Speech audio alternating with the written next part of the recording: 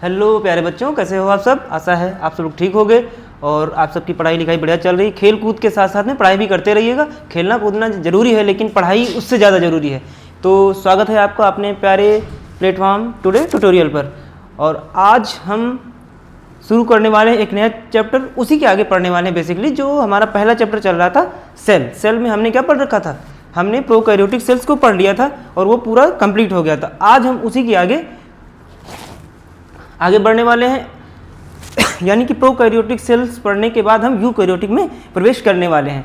हमने पढ़ा था कि उसको हमने कहा था कि झोपड़ी जैसा स्ट्रक्चर होता है, क्या होता है, अनडेवलप्ड होता है, न्यूक्लियस उसके अंदर सब कुछ खुला पड़ा रहता है। तो वो स्ट्रक्चर हमने पढ़ लिया था। आज हम उसके आगे एक ऐसे, आप ऐसे कर सकते हैं कि बंगले की तरह एंट्री करने वाले हैं। एक वेल स्ट्रक्चर जिसका सब कुछ, रूम, बेडरूम, किचन वगैरह सब कुछ डिफाइंड होता है। वैसे सेम यूकैरियोटिक सेल में भी वही होता है कि वहाँ सब कुछ डिफाइंड होता है, सब कुछ कहाँ कौन काम क्या करेगा, सब कुछ चीज़ें। तो आज हम एक नई दुनिया में घुसने वाले हैं, सेल के एक दूसरे टाइप की तरफ। उसमें उसको शुरू करने से पहले हम चाहते हैं कि जो लास्ट क्लास में हमने पढ़ा था तो वो क्या हम लोग रिवाइज कर लें 2 मिनट के लिए। देखते हैं आपको कितना याद है, आपने कितना पढ़ा है। अगर आप अभी वीडियो आज से पहली बार देख रहे हैं तो आप जाके उस वीडियो को देखिए, तब यहाँ देखिए तो ज़्यादा चीज़ें आपको समझ में आने वाली हैं। लेकिन उससे पहले हम नया आगे बढ़ने से पहले हम पुरानी चीज़ें रिकॉल कर लेते हैं। और आपको पढ़ते रहने के साथ साथ पीछे वाली चीज़ें रिवाइज करना बहुत ज़रूरी होता है। जब तक आप रिवाइज नहीं करेंगे चीज़ें याद नहीं होती, क्योंकि यहाँ टर्मिनोलॉजी इतनी ज़्यादा होती है और इतने बड़े बड़े नाम होते हैं कि आप भूल जाते हैं। तो आप रिवाइज करते रहिए और रिवीजन हम भी करवाते रहेंगे। तो थोड़ा सा रिवीजन कर लेते हैं और उससे पहले हम आगे बढ़ने वाले हैं। तो चलिए बच्चों, हम क्या करते हैं, पहले क्या करते हैं, थोड़ा सा रिवीजन कर लेते हैं। किसका? प्रोकैरियोटिक सेल का। तो चलिए, प्रोकैरियोटिक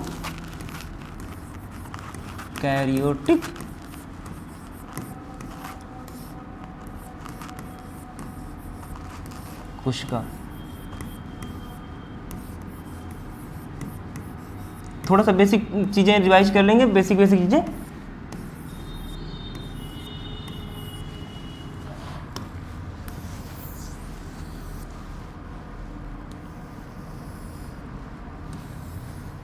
ठीक है, तो चलिए, पहला क्या था, डिफिनेशन इसी का, सबसे दुनिया की सबसे सरल कोशिकाएं होती हैं। क्या होती हैं ये? पहला पॉइंट, सबसे सरल होती हैं। क्या होती हैं? सबसे सरल होती हैं, सबसे सरल कोशिका। आपको जब भी एग्जाम में लिखना है तो ऐसे लिख के आना है कि आप उसके बारे में जो विशेषताएं हैं वो पढ़ लो और फिर डिफिनेशन के साथ में, डिफिनेशन तो आपको याद ही होगी ना इसकी। अगला फिर क्या था कि डिफिनेशन क्या कहती थी कि इनके अंदर जो न्यूक्लियस होता था वो ट्रू न्यूक्लियस नहीं होता। तो क्या अगला बात आती कि ट्रू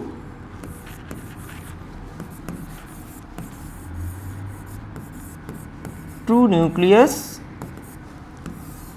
नहीं होता। पढ़ा था ना ये बात, ट्रू न्यूक्लियस नहीं होता। अगला क्या था कि जो ऑर्गेनल्स होते हैं,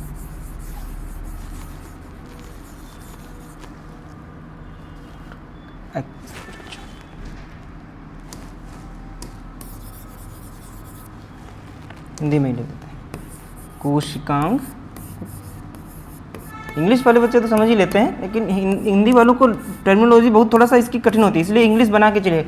कोशिकांग जो होते हैं वो मेम्ब्रेन से क्या नहीं होते, मेम्ब्रेन से कवर नहीं होते। ठीक है,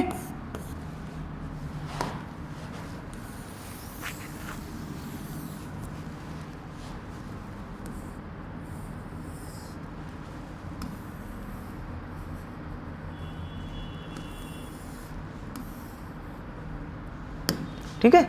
और आगे और क्या था बताइए। उदाहरण क्या थे इनके, बताइए उदाहरण। बताइए उदाहरण क्या थे इसके, याद है ना? क्या था? बैक्टीरिया, और आर्किया, यही तो थे इनके टाइप्स में, आर्किया और साइनोबैक्टीरिया, साइनोबैक्टीरिया, यही तो थे, यही सारे। तो ऐसा है कि आपने ये सब चीज़ें पढ़ी होंगी और रिकॉल करके आपको ये चीज़ें फिर से हम देख लेते हैं कि ये चीज़ें थी, यही चीज़ें जो यहाँ हैं इसका जस्ट अपोजिट होने वाला है वहाँ, जिसकी विशेषता हमने पढ़ी ये यूकैरियोट्स में नहीं मिलने वाली, मतलब यही चीज़ें डेवलप्ड तरीके से मिलने वाली हैं। तो हम वहाँ ये चीज़ें, अगर आपको ये चीज़ याद है तो वो पढ़ने में बहुत आसानी होने वाली है, ठीक है। तो ये रहा, और चीज़ें क्या पढ़ी थी और कुछ क्वेश्चन याद है आपको? एक क्वेश्चन बताया था कि धरती पर सबसे पहले यही आए थे, तो धरती पर पहले आए थे, तो एक चीज़ मैंने और क्वेश्चन बताया था कि धरती पर पहले क्या आई थी, ऑक्सीजन आई थी या पहले जीव आए थे? तो क्या आपको याद है ना मैंने क्या बताया था कि पहले जीव आए थे? या ये चीज़ फिर से आपको अगर याद नहीं है, अगर आपको वो चीज़ याद है तो कमेंट में बताइए, अगर नहीं याद है तो आपको फिर से याद रखना है कि सबसे पहले इस धरती पर ऑक्सीजन नहीं थी, ऑक्सीजन को लाने वाले ये थे, ये सबसे पहले इन्होंने फोटोसिंथेसिस करी थी और फोटोसिंथेसिस के रिजल्ट के रूप में हमें ऑक्सीजन मिली थी। तो वो ऑक्सीजन, फिर जब ऑक्सीजन बनी तो ये जो जीव आगे, फिर जीवन आगे बढ़ा। ये जो थे साइनोबैक्टीरिया, ये क्योंकि इनको फोटोसिंथेसिस के लिए हमें ऑक्सीजन की ज़रूरत तो होती नहीं है, तो फोटोसिंथेसिस इन्होंने करी और फिर क्या किया, हमें ऑक्सीजन दिया इन्वायरमेंट, और धीरे धीरे ये चीज़ें ये धरती पर अरबों साल तक रहे हैं और इतने दिन तक ये प्रोसेस चलता रहा, तब जाके इतनी ऑक्सीजन हमारे पास कितने परसेंट आई है, 21% हमारी अर्थ पे जो है वो इन्हीं की देन है। तो हम थैंकफुल हैं इनके लिए कि इन्होंने हमें, आज हम लोग हैं तो इनकी वजह से ही हैं। तो यहाँ तक था, हमने रिकॉल कर लिया। अब आगे हम आज से शुरू करने वाले हैं अपना आगे का सेशन, और हमारा चैप्टर जो है वो आगे का जो टॉपिक है वो क्या है, यूकैरियोटिक सेल। इस इमेज को अच्छे से देखिए, आपको दो दिख रहे होंगे, एक एक ये हमारी बेसिकली क्या है, प्लांट सेल है। और ये क्योंकि यूकैरियोट्स में प्लांट्स और एनिमल ही आते हैं, हम लोग और हमारे सारे प्लांट्स की जो सेल्स होती हैं वो यूकैरियोटिक सेल होती हैं। तो इनको देखिए, ये इमेज देखिए, ये सारे और चीज़ें हम पढ़ने वाले हैं। आप अच्छे से इस इमेज को देखिएगा पॉज करके, और एक एक इनके ऑर्गेनल्स के नाम आपको पढ़ने हैं और देखना है। तो अब डिफिनेशन पर आते हैं कि क्या है ये यूकैरियोटिक सेल्स। तो प्रोकैरियोटिक डिफिनेशन क्या थी, याद है कि उसकी सेल जो होती है उसमें ट्रू न्यूक्लियस नहीं होता, ऑर्गेनल क्या नहीं होते, मेम्ब्रेन कवर्ड नहीं होते। तो यहाँ पर वही जस्ट इसका अपोजिट होता है, इसका जो न्यूक्लियस होता है वो क्या होता है, ट्रू होता है, मतलब पूरा डेवलप्ड होता है, पूरा मेम्ब्रेन से घिरा हुआ होता है। और सारे ऑर्गेनल, जितने भी ऑर्गेनल्स होते हैं, डीएनए और जो भी है राइबोसोम, सब अपने अपने स्ट्रक्चर्ड हैं, सब उससे घिरे हुए हैं, किससे, मेम्ब्रेन से, जिससे वो अपनी एक अलग पहचान बनाते हैं। जैसे आपके रूम में ना सब कुछ, हर चीज़ की बाउंड्री होती है कि ये किचन है, ये है, लेकिन वो उस वाले में क्या था, सब कुछ एक खुले कमरे में पड़ा हुआ था, उधर किचन है, उधर ही बेडरूम है, उधर ही जो कुछ भी सारी चीज़ें हैं, स्टडी रूम जो भी है आपका। जैसे एक स्टूडेंट होते हैं ना कि स्टूडेंट का एक रूम होता है, उसी में सब कुछ खाना बनाना, रहना, मुंह धुलना, जो भी करते हैं उनका सब कुछ वहीं लगा हुआ है इस एक ही रूम में। तो वो वहाँ पर क्या था, प्रोकैरियोट में सब कुछ एक ही रूम में सब कुछ खुले पड़ा हुआ था, कुछ भी कवर नहीं था। लेकिन ये वो यूकैरियोट है जो एक अच्छा समझ लो वीआईपी बंगला है या वीआईपी ऑफिस, जहाँ सब कुछ स्ट्रक्चर है, सबका अपना ऑफिस है, सब चीज़ें अपना अपना काम कर रहे हैं, उसका खुद का पावर हाउस है, खुद की है ना, खुद का किचन है, सब कुछ है। तो यहाँ हम ये पढ़ने वाले हैं आज। ये रियल में जो रियल सेल्स हैं जो हमारी बॉडी में या हमारे प्लांट्स की बॉडी में ये पाई जाती हैं, तो उनके बारे में पढ़ने वाले हैं। तो बेसिक डेफिनेशन क्या है, यहाँ लिखा, a eukaryotic cell is one with a membrane bound nucleus and organelles. वही चीज़ कि इसका जो न्यूक्लियस भी मेम्ब्रेन बाउंड होता है, साथ साथ में क्या होता है, जो ऑर्गेनल्स होते हैं सब देखो आपको दिख रहे होंगे सारे, ये देखो न्यूक्लियस है इसका, और ये देखो ऊपर से कवर्ड पूरा है। वहाँ उसमें क्या था, उसमें ऐसे खुला पड़ा हुआ था। यहाँ देखिए सारे जो ऑर्गेनल्स सबके ऊपर आपको एक मेम्ब्रेन दिख रही होगी, सब कवर्ड होंगे, ये तुम्हारा ठीक है। तो बेसिकली ये डिफिनेशन इतनी ही है कि उसकी जस्ट अपोजिट है, एक दूसरे के अपोजिट है, और यही आपको याद रखना, एक याद होगी दूसरी अपने आप याद हो जाएगी। तो चलिए शुरू करते हैं, पढ़ते हैं अपने यूकैरियोटिक सेल के बारे में। डेफिनेशन फिर वही चीज आ गई कि क्या है, हम पढ़ ही लिए, फिर से पढ़ लेते हैं। क्या है, यूकैरियोटिक कोशिका वह कोशिका है जिसमें वास्तविक केंद्रक होता है जो एक केंद्रक झिल्ली से घिरा होता है, न्यूक्लियर मेम्ब्रेन से घिरा होता है। न्यूक्लियस जो होता है वो मेम्ब्रेन से घिरा हुआ होता है, वहाँ ऐसा नहीं था, वहाँ डीएनए ऐसे ही न्यूक्लियोइड के फॉर्म में पड़ा रहता था। और इसमें झिल्लीबद्ध कोशिकांग यानी मेम्ब्रेन बाउंड ऑर्गेनल्स होते हैं। यूकैरियोट शब्द ग्रीक भाषा से आया है जिसका ईयू का मतलब होता है सच्चा, मतलब ट्रू, एंड कैरियन का मतलब केंद्रक होता है। तो इसमें दो वर्ड हो गए, एक ये वर्ड है और यहाँ ईयू प्लस कैरियन।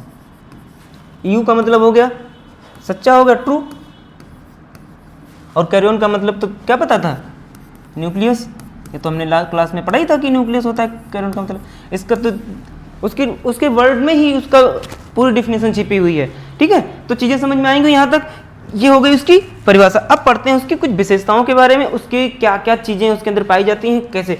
तो केंद्रक झिल्ली से घिरा हुआ होता है और सुस्पष्ट केंद्रक होता है।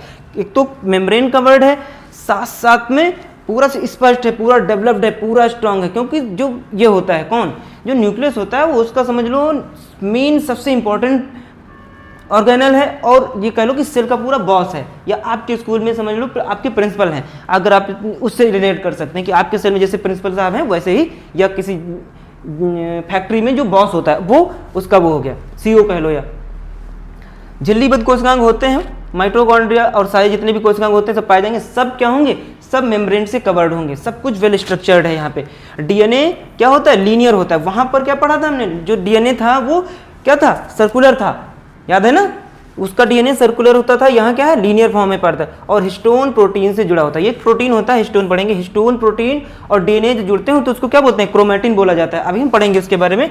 तो डीएनए जो है वो लीनियर है, लीनियर आपने डीएनए की संरचना पढ़ी होगी ना ऐसे, तो लीनियर फॉर्मेट में होता है, लीनियर होता है, और क्या होता है, हिस्टोन से जुड़ा। कोश का विभाजन माइटोसिस और मियोसिस द्वारा होता है, मतलब दोनों तरीके से होता है, माइटोसिस अर्धसूत्री और समसूत्री दोनों तरीके से होता है। इसका जो आकार होता है प्रोकैरियोटिक कोशिकाओं से बहुत बड़ा होता है, 10 माइक्रोमीटर से लेकर के 100 माइक्रोमीटर तक। वो क्या था, वहां पे शायद वो बात छूट भी गई, 0 से 10 तक। ठीक है, तो ये था तुम्हारा यू किसका, प्रोकैरियोटिक का। ध्यान रखिएगा ये बात वहां पे शायद ना लिखी हो, तो उसका जो साइज है वो 0 से लेकर उतना होता है, और यहाँ पे उसके साइज में बहुत बड़े होते हैं। अब टाइप्स दो होते हैं, या जहाँ पाई जाती हैं प्रोकैरियोट, तो प्लांट्स में और किसमें, प्लांट में और एनिमल्स में, यानी हमारी बॉडी में और प्लांट्स की बॉडी में जो जितनी भी सेल्स पाई जाती हैं वो क्या होती हैं, यूकैरियोटिक ही होती हैं। ठीक है, तो यहाँ तक हो गई चीजें, टाइप हो गए, उसकी विशेषताएं हो गई। अब यहाँ से आगे हम शुरू करेंगे कि एक जो यूकैरियोट से उसके फंक्शंस कैसे हैं, कैसे काम करती है। तो फंक्शंस को पढ़ने के लिए हमें उसके ऑर्गेनल्स के फंक्शन पढ़ेंगे, जो उसके अंदर पाई जाने वाले जो कोशिकांग हैं उनके बारे में पढ़ने वाले हैं। तो हमने अभी पहली स्लाइड पे देखा था ना, इसमें जो चीजें ये जो सब हैं इनके बारे में ये यही काम करेंगे, पूरी सेल वही काम करने वाली है। लास्ट में हमने प्रोकैरियोट्स में भी यही चीज़ें पढ़ी थी। क्या पढ़ी था, उसमें कुछ ऑर्गेनल्स उनमें थे उसके, तो वहाँ वो जो थे कुछ नहीं थे, कुछ मिसिंग थे, तो कुछ यहाँ रिपीट होने वाले हैं, कुछ नए मिलने वाले हैं, और जो वहाँ थे हो सकता है वो वेल स्ट्रक्चर्ड नहीं थे, वेल डेवलप्ड नहीं थे, तो वो यहाँ पर वेल डेवलप्ड मिलने वाले हैं। तो आपको वो चीज़ें फिर से कुछ चीज़ें रिपीट मिलेंगी, तो आपके लिए तो अच्छा ही है कि वही चीज़ें फिर से पढ़नी है। ठीक है, तो अब शुरू करते हैं उसके किस पे, उसके ऑर्गेनल्स पर और उसके फंक्शनिंग कैसे काम करती है हमारी यूकैरियोट। तो सेल मेम्ब्रेन हमने पढ़ी थी ना, प्लाज्मा मेम्ब्रेन थी वहां पर। तो सेल मेम्ब्रेन एक जस्ट उसके ऊपर, सेल के ऊपर, आप कभी जो लोग एग्स खाते हैं या जो, तो उन्होंने देखा होगा जब बॉइल्ड एग आप छील देते हो, ऊपर वाला कवर जो कैल्शियम कार्बोनेट वाला वो बना हुआ है व्हाइट वाला, उसके जस्ट नीचे देखना कभी एक बहुत पतली सी झिल्ली सी होती है, ये वही है, ये वही है तुम्हारी सेल मेम्ब्रेन। ठीक है, तो क्या हुआ कि ये जो सेल मेम्ब्रेन है तो ये है क्या एक्चुअली, इसका काम क्या है। तो ऐसे आप सोचो, ये आपके स्कूल का या आपके घर का ही समझ लो, ये क्या है, ये वॉचमैन है या गेट कीपर है। ये उन किसको अंदर जाना है किसको बाहर जाना है यही डिसाइड करता है। अब क्या आपके स्कूल में कोई भी घुस जाता है ऐसे मुंह उठा के चला ऐसे मर्जी के जो अंदर आ रहा है, या आप कभी भी बीच में आपको जाना होता तो क्या वो रोकता है, कहाँ जा रहे हैं, पूछता है ना कि आप बैग उठाए चल दिए।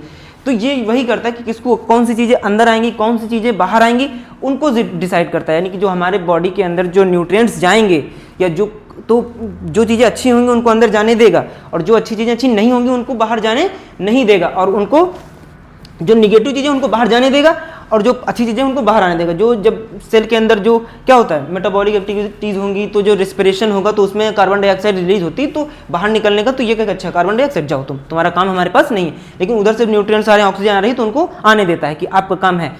तो कौन आएगा कौन नहीं जाएगा, तो इसका काम बेसिकली यही है कि, और ये सिलेक्टिवली परमेएबल है, मतलब कौन सिलेक्टेड चीज़ों को अंदर आने और बाहर जाने देता है। ये नहीं कि जो कुछ आया आओ, जो कुछ बाहर जाओ, जिसका मर्जी करे वो बाहर जाओ, कुछ नहीं, उसको किसको आना है किसको जाना पूरा डिसाइड करता है। तो चीज़ें समझ में आई ना, किसका काम क्या है, आपका वॉचमैन की तरह, गेट कीपर की तरह काम करता है, और ये क्या आना है क्या जाना है बाहर से वो चीज़ें काम करता है। संरचना कहते हैं फॉस्फोलिपिड, फास्फोरस और लिपिड। लिपिड अकल बताया था कि क्या फैट से बनी चीज़ों को लिपिड बोला जाता है। वो फास्फोरस डबल लेयर है, प्रोटीन एम्बेडेड, प्रोटीन की भी एक लेयर होती है, प्रोटीन फैट और इन सबसे से मिलकर बनी होती है। ये तो लास्ट क्लास में हमने पढ़ा था, उसमें जब चीज़ें पढ़ रहे थे। कार्य क्या है, पदार्थों के प्रवेश और निकास को नियंत्रित करता है, यानी कि क्या करता है, सिलेक्टिवली परमेएबल है, बात करी थी ना, चयनात्मक रूप से पारगम है, पारगम कौन सी चीज़ अंदर आएगी कौन सी चीज़ सबको आने जाने दें, सिलेक्टिव चीज़ों को आने देता है, सिलेक्टिव चीज़ों को ही बाहर जाने देता है, ठीक है। Allow only certain molecules to pass, limited चीज़ों को आने देने का, लिमिटेड चीज़ों को, और ये जो आपको पोर्स जैसे दिख रहे हैं इन्हीं के थ्रू चीज़ें जाती हैं। यहाँ दिखा रहा आपको दिख रहे हैं ये ग्लाइकोलिपिड्स और क्या क्या है, कहाँ से कौन सी चीज़ एंट्री करने वाली है, तो उनके लिए अलग अलग पोर्स बने हुए कि फैट कहाँ से जाएगा, कौन सी चीज़ें कहाँ से जाएंगी, ये सब चीज़ें, और उसका स्ट्रक्चर किन किन चीज़ों से बनी हुई है। तो 3 चीज़ों से मिलकर बनी हुई आपको ध्यान रखना है, क्या, फास्फोलिपिड्स और प्रोटीन, ठीक है, प्रोटीन से एम्बेडेड है और फास्फोलिपिड से बनी हुई। तो चीज़ें समझ में आई कि इसका काम क्या है। तो आपको तो चलिए आगे बढ़ते हैं। अब आते हैं फिर से ये किसकी तरफ, ये तो लास्ट क्लास में हमने पढ़ा था, ये नाम साइटोप्लाज्म याद आ रहा है, सेम वही यहाँ पर भी है। सेल के अंदर एक लिक्विड जेली लाइक स्ट्रक्चर पाया जाता था, जिसके अंदर सारे ऑर्गेनल्स क्या करते हैं, तैरते रहते हैं, और ये सेमी लिक्विड जेली लाइक होता है, थोड़ा सा गाढ़ा होता है। गाढ़ा होने का भी कारण मैंने बताया था कि गाढ़ा होने से उसके जो ऑर्गेनल्स हैं जब वो मूवमेंट करेगा तो जो ऑर्गेनल्स हैं वो स्लो मूवमेंट करेंगे, जिससे उनके अंदर फ्रैक्शन नहीं होगा, उनको चोट लगने के चांसेस कम हो जाते हैं। जितना ज़्यादा गाढ़ा होगा उतना उसका मूवमेंट कम होगा, इसलिए जेली लाइक होता है। देखो नेचर ने कितना सब कुछ सेट किया हुआ है कि ऐसा भी होता तो वाटर भर देता, ऐसा भी तो कर सकता था, वाटर भर देता, सीधे वाटर में भरे, लेकिन वो वाटर के अंदर आप कभी देखो कोई चीज़ डाल के देखो, आप उसको जब मूवमेंट आप करो दोगे तो वो बहुत तेज़ से उसमें मूवमेंट हो जाएगा, जिससे जो उसमें चीज़ें पड़ी होंगी आपस में टकरा जाएंगी, और इतने ऑर्गेनल्स इतने माइक्रो हैं कि आप उनको देख नहीं सकते, तो आपस में अगर टकरा गए तो क्या हो जाएंगे, खराब हो जाएंगे। तो नेचर ने हमको जो कुछ भी दिया बहुत सोच समझ के, हर चीज़ सही जगह पर दी हुई है कि नहीं है। आप यही सोच लो, अभी ये जो आपकी नोज़ है, आपकी नोज़ है यहाँ दे देता तो क्या था, आप किसी चीज़ को खाते हैं, जैसे खाना खा मुंह के पास ही क्यों है, आप जैसे यहाँ लाते हैं आपको महक आती है, अरे बहुत अच्छा है खा लिया, बड़ा मजा आ गया। कोई चीज़ खराब है जहाँ या मुंह के पास लेके आए, अरे खराब है, खाना खराब हो गया, फेंक देते हैं आप। ऐसे होता आप लेके जाते हैं ऐसे, फिर लेके आते, मजा आती। तो नेचर ने हमारी बॉडी में सब कुछ सही जगह पे फिक्स किया हुआ है। सेम वैसे ही साइटोप्लाज्म जो है वो एक जेली लाइक स्ट्रक्चर जिसमें सारे ऑर्गेनल्स पड़े होते हैं, और इसी के अंदर सारी चीज़ें, सारी क्रियाएं इसी के अंदर होने वाली हैं। ये समझ लो सेल का पूरा खाली कमरा है, और खाली कमरे में लिक्विड से भरा हुआ है, और उसी में सारे कुछ सब कुछ होना है, सारे ऑर्गेनल्स तैर रहे हैं, और सारी मेटाबॉलिक एक्टिविटीज जो यानी कि नई चीज़ें जो शरीर में बन रही हैं वो इसी के अंदर बन रही हैं। जो आपको पिंक कलर का दिख रहा होगा ना, ये पूरा भरा हुआ, ये छोटे छोटे ऑर्गेनल्स उसमें तैर रहे हैं, यही है एक्चुअली में क्या, साइटोप्लाज्म। पढ़ चुके ही हम उसके बारे में। जेल जैसा पदार्थ जो पूरी कोशिका को भरता है, कोशिकांग साइटोसॉल और साइटोस्केलेटन कोशिका द्रव्य में होते हैं, मतलब वही जितने सारे कोशिकांग जो होते हैं, साइटोसॉल और ये जो भी चीज़ें हैं वो इसी में पाई जाती हैं। कई मेटाबॉलिक एक्टिविटीज़ इसी में होती हैं। तो मेटाबॉलिक एक्टिविटीज़ का मतलब क्या होता है कि कोई चीज़ जो नई चीज़ बनती है जब हमारी बॉडी के अंदर, एनर्जी रिलीज होना कोई चीज़, तो सारी यही होती हैं, सारी इसी के अंदर होती हैं, क्योंकि उसमें वो चीज़ें, वो परिस्थितियाँ ये देता है। जैसे एक कमरे के अंदर, एक घर के अंदर कहाँ कौन सी चीज़ एक्टिविटी हो रही, तो घर के अंदर, उसी घर के अंदर, एक फैक्ट्री के अंदर ही होती हैं सारे काम।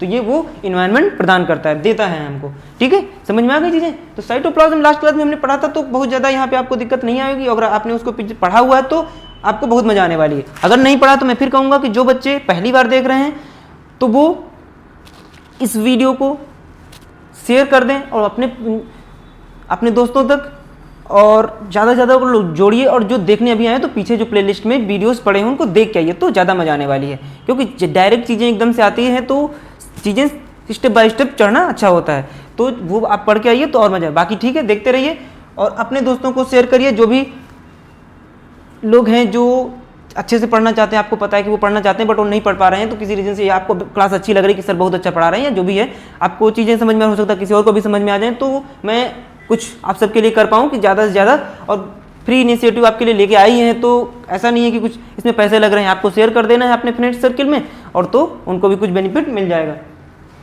आ गए, अब आते हैं अगले सबसे इम्पोर्टेंट किस पे, ऑर्गेनल पर, क्योंकि पूरी डिफिनेशन तो इसी के ऊपर टिकी हुई है, पूरी डिफिनेशन में इसी की बात करी गई है आपके। जो न्यूक्लियस होता है प्रोकैरियोट्स में क्या होता था, वो वेल डिफाइंड नहीं होता था, वो ऐसे होता था, उसमें जो डीएनए वगैरह होते हैं ऐसे खुले पड़े रहते थे और उन न्यूक्लियोइड के रूप में, इसलिए मेम्ब्रेन कवर्ड नहीं होता था। यहाँ वो चीज़ें बिल्कुल स्ट्रक्चर्ड हैं, आपको ये दिख रहा होगा, ये देखो ये है और ये उसके ऊपर पूरा कवर है, उसके ऊपर छोटे छोटे छेद दिख रहे होंगे, ये छेद वही है, मेम्ब्रेन पास करेगी ना अंदर जाने के लिए, यहाँ भी ये मेम्ब्रेन कवर्ड है। वो मेम्ब्रेन जो थी वो बॉडी सेल के जस्ट बाहर वाले लेयर पे पाई जाती थी। एग्जाम्पल एक वाला याद है ना, ये न्यूक्लियस है और ये न्यूक्लियस बिल्कुल सेंटर में पाया जाता है, आपको दिखा देते हैं एग्जाम, एक सेकंड रुक जाइए। ये देखिए, ये है, ये हो गया आपका न्यूक्लियस, है ना, ये हो गया आपका, देखिए ये हो गया, इसमें ये प्लांट है वो देखो ये, और यहाँ पे ये मेम्ब्रेन, सेल मेम्ब्रेन, ये जस्ट यहाँ वाली, ये ऊपर तो ये प्लांट सेल है तो इसमें सेल वॉल भी होती है, एनिमल सेल्स में ऐसा नहीं पाया जाता। ये होगी, यहाँ देखिए ये पूरा हो गया आपकी बाहर वाली सेल मेम्ब्रेन, ये यहाँ तो बाहर ही पाई जाएगी सबसे ऊपर, ठीक है।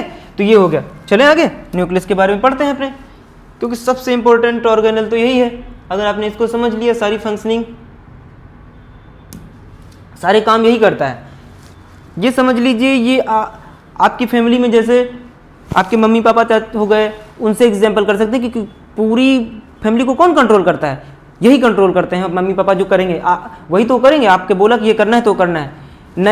नई सेल भी जब बनेगी या नई फैमिली जब बनती है, नया घर बनता है, मान लो आपके मम्मी पापा चाचा चाची जो लोग हैं उनमें जब डिवीजन होगा तो क्या होगा, नया घर बनेगा ना। वैसे यहाँ पर भी होता है कि जब तक न्यूक्लियस में डिवीजन नहीं होगा तब तक नई सेल नहीं बनेगी, यही डिवाइड होकर दोनों पास आधा आधा चला जाता है और नई सेल बन जाती है। तो सेल डिवीजन जब हम पढ़ेंगे तो बताएंगे। और इसी के पास सारी जेनेटिक इन्फॉर्मेशंस होती हैं, मतलब कि जितनी एक जनरेशन से दूसरी नई सेल बनेगी तो जो इन्फॉर्मेशंस इसके जैसी सेम में उसमें जानी है तो कैसे जाएंगी, यही वो करेगा, आधी आधी बांट देगा कि आधी लेके जाओ फिर डेवलप्ड हो जाना, ठीक है। तो डीएनए इसी के अंदर पाया जाता है। चलिए देखते हैं फिर, न्यूक्लियस क्या है, लिखा है कंट्रोल सेंटर है हमारी पूरी सेल का।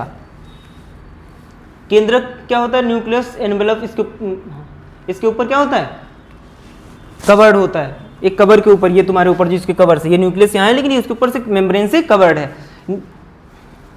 फिर इसके अंदर जो डीएनए होते हैं वो भी क्या होते हैं, मेम्ब्रेन कवर्ड होते हैं। डीएनए क्या होते हैं, आपको पता है डीएनए का फुल फॉर्म पता है किसी को, कोई बता सकता है डीएनए का फुल फॉर्म, कमेंट में बताइएगा।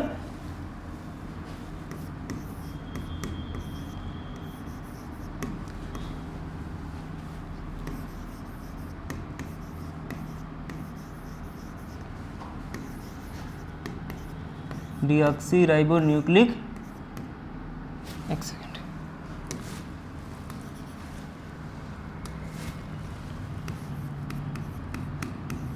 डीऑक्सी राइबो न्यूक्लिक एसिड, ये उसका फुल फॉर्म होता है। यही होते हैं जो सारी हमारी जेनेटिक इन्फॉर्मेशंस को रखते हैं। आपने देखा होगा कि कई बार जो डीएनए कहते हैं डीएनए मैच नहीं करता, आपने सुना डीएनए एक हमारे डीएनए अपनी मम्मी पापा से मिलते हैं तो डीएनए ट्रांसफर होते हैं।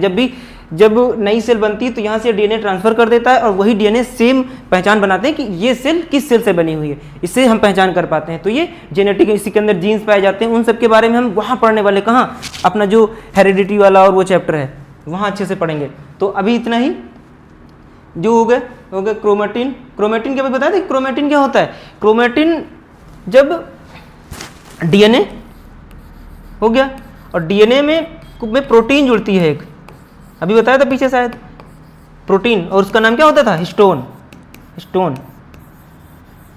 प्रोटीन मिलके क्रोमेटिन बनाते हैं। तो इनका काम क्या होता है कि जब सेल डिवीज़न होता है उस टाइम पे इनकी जरूरत पड़ने वाली हो, तो वो हम पढ़ने वाले हैं। कार्य क्या है इसका? आनुवंशिक जानकारी, जितनी जेनेटिक इन्फॉर्मेशन संग्रहित करता है, कोशिका की गतिविधियों को नियंत्रित करता है। ये कंट्रोल, जैसे हमारे ब्रेन होता है हमारी बॉडी में, वैसे ही समझ लो सारी चीज़ों को कंट्रोलिंग बॉडी है। तो इसके लिए इसको सेंट्रल कंट्रोल बॉडी कहा जाता है, या कह लो पूरी उसका क्या है? सीईओ है। आपके घर में भी मम्मी पापा तो सारी चीज़ें कंट्रोल करते हैं। अगर ये नहीं होगा तो सब कुछ अस्त व्यस्त हो जाएगा। आप भी मम्मी पापा कहीं चले जाए ना, तो आप क्या करोगे? आप तो बिल्कुल फ्री हो जाते हो, जो मर्जी आता है वो करते हो, है ना। इधर पढ़े उधर पढ़े, खेल रहे हैं कूद रहे, कुछ भी करते, सारे ऑर्गेनल्स क्या हो गए? इधर उधर हो गए ना। वैसे ही यहाँ भी होता है कि ये अगर नहीं है तो सारी चीज़ें अस्त व्यस्त हो जाएंगी और चीज़ें सेल के अस्तित्व पे खतरा आ जाता है। अब आते हैं माइटोकॉन्ड्रिया पर। ये नया होगा, ये तो हम उस लास्ट में नहीं पढ़ा था उसमें, लेकिन यहाँ से ये सेल को चलाने के लिए एनर्जी की ज़रूरत होगी। किसी भी चीज़ को चलाने के लिए, रन करने के लिए एनर्जी की ज़रूरत होती है, और सेल तो हमारी बॉडी को आधार ही है।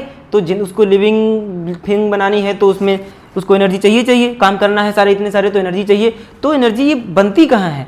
तो यही है वो हमारे, इसको powerhouse of the cell कहा जाता है। माइटोकॉन्ड्रिया क्या कहा जाता है? Powerhouse of the cell, इसका निक नेम है। अब पावर हाउस है तो पूरी बॉडी को एनर्जी क्रिएट करता है। कल हमने शायद जब हम प्लाज्मा मेम्ब्रेन पढ़ रहे थे, प्लाज्मा मेम्ब्रेन और वो, तो वहाँ पे बताया था कि उसके जस्ट नीचे वाली लेयर में वहाँ पर ये वो काम कर ले रही थी, इसका याद है कुछ?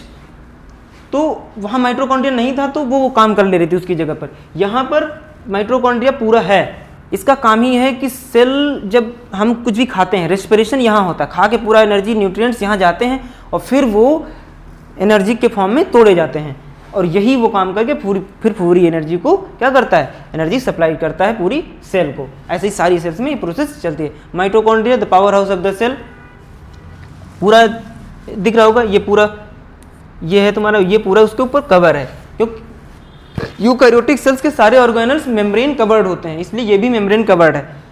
काम क्या है इसका? कोशिकीय श्वसन, वही रेस्पिरेशन, एनर्जी देना।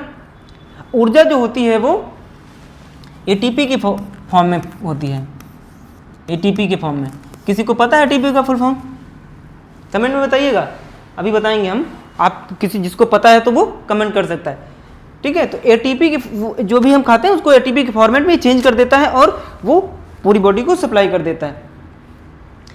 अब एक चीज़ और, जैसे डीएनए अभी का पढ़ता है कि न्यूक्लियस में डीएनए पाया जाता है, माइटोकॉन्ड्रिया के पास भी डीएनए होता है, इसके पास खुद का, इसके पास भी डीएनए पाया जाता है।